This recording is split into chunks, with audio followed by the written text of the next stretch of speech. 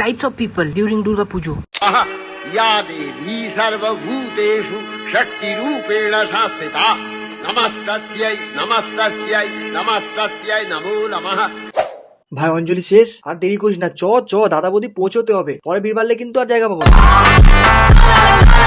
Hello রে, আমি food কোর্টের পাশে আছি। না না, এই ফুড কোর্ট না, ওই আরেকটা।